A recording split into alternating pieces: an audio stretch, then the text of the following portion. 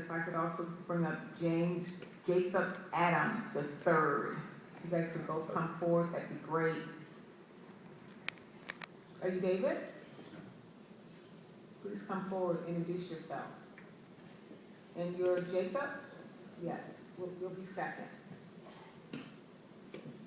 Good evening. It is an honor, it is a privilege to address each of you, and I appreciate your time. These are the things that have been on my mind as I've been sitting through here. I've been scribbling some notes. I would, myself, I'd like to change the name of the bill, personally, if it was up to me, to the right to exist. It does not seem like we're arguing for necessarily just the simple right to rest. We're talking about the right to exist. We're talking about our liberty, our own, as an American, as an individual. I've got that right. We're talking about our veterans. You've heard many veterans come up in front of us. And I don't mean it to be a bleeding heart in that sense, but we're talking about people who have mental health situations, many people. When I was pulling up just recently to do a homeless feeding, whatever, I saw a guy digging things out of the trash, and I was like, what, and he's talking to it. And I'm asking myself, what has he got? What options does he have? Does he just have the ability to make a conscious decision to go get himself some help? He's talking to the trash, all right? These are the people we're talking about. We've got to question each of us, our hearts, when we make this decision. We are talking about lives. We're talking about people's lives, their safety. We're talking about alcoholics. I've got 10 months without a drink. I'm pretty proud of that.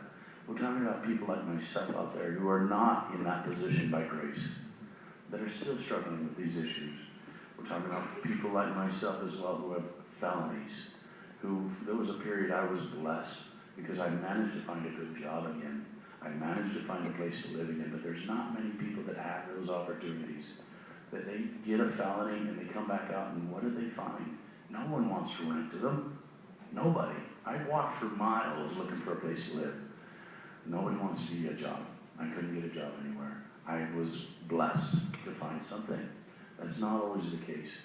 And so what we find are people, not just vets, mental health, drugs, alcohol, but we've also seen people who've just simply fallen on something incredibly difficult. So a death in the family, something. These are the people we're here for tonight, each of you. We have a decision.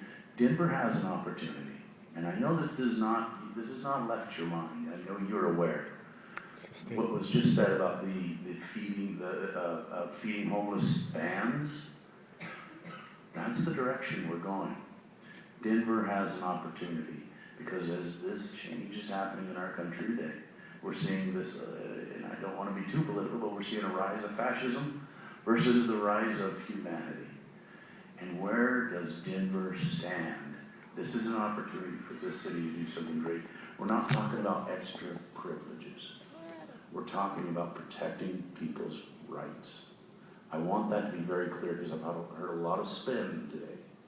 We're not talking about extra privileges for anybody. We're talking about protecting the rights that people already have, that we are given as American people.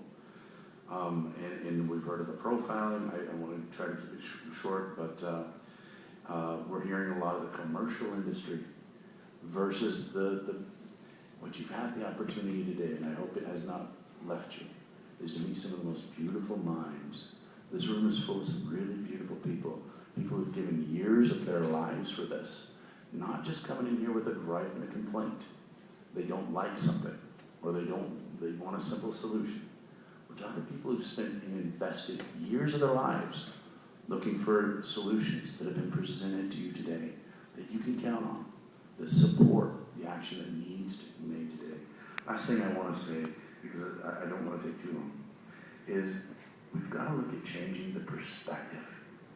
Right now we have a perspective, and someone I was talking to about this said, I don't want to walk out of my home with my child and have them see this guy sleeping on my sidewalk.